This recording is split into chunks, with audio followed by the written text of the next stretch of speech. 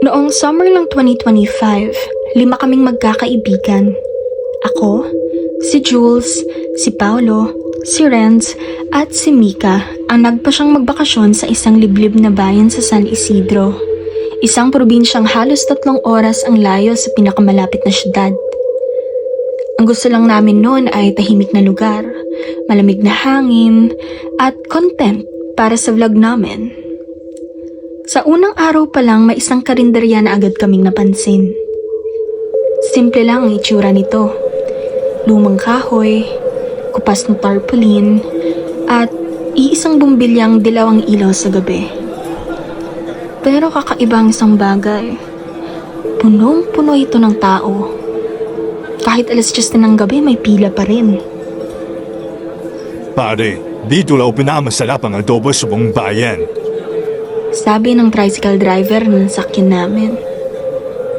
Nag-order kami ng adobo, tinuguan, at isang putahe na tinatawag nilang special asado.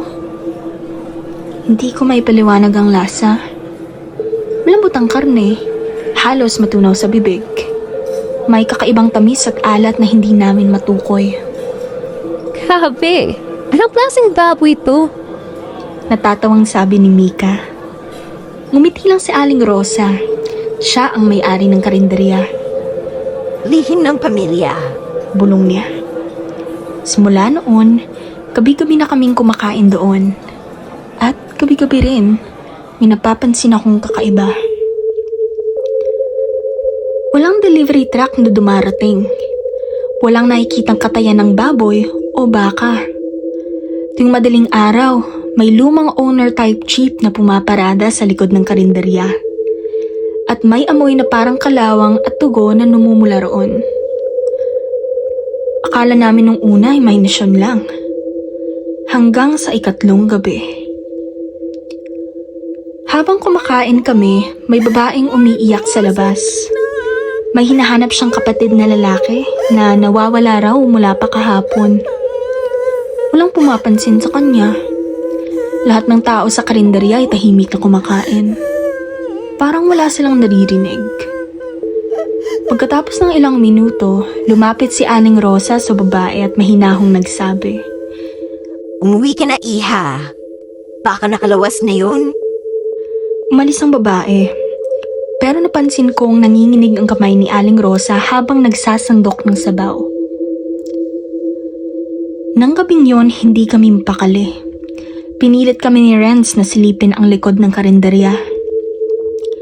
Bandang 12:00, tumaan kami sa makitid na eskinita sa gilid ng tindahan. Doon namin nakita ang lumang jeep. May 2 lalaking nagbubuhat ng malaking sako. At may tumutulong likido mula rito. Pula. Nang makalayo sila, lumapit si Paolo at pinuksan niya ng bangkaya ang sako.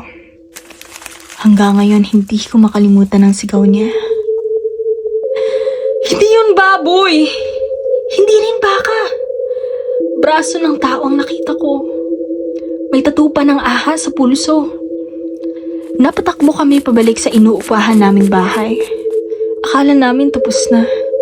Pero kinabukasan, bumalik si Mika sa karinderya para kumuha ng video bilang ebidensya. Pero hindi na siya bumalik. Hinahanap namin siya buong araw.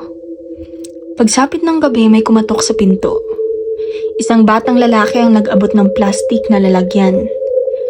Padala daw po ni Aling Rosa. Pagbukas namin may lamang adobo. At sa ibabaw nito, nakapatong ang kwintas ni Mika. Hindi na kami nag-empake. Sumakay kami agad ng unang bus palabas ng San Isidro. Habang umaandar ang bus, nakita ko sa bintana ang karinderya. Nakatayo si Aling Rosa sa harap. Nakangiti. At kapit-tabi niya si Mika. Maputla. Hindi kumikibo. Parang nakatitig lang sa amin. Pagkalipas ng 2 linggo, bumalik kami kasama ang pulis. Pero wala na ang karinderya.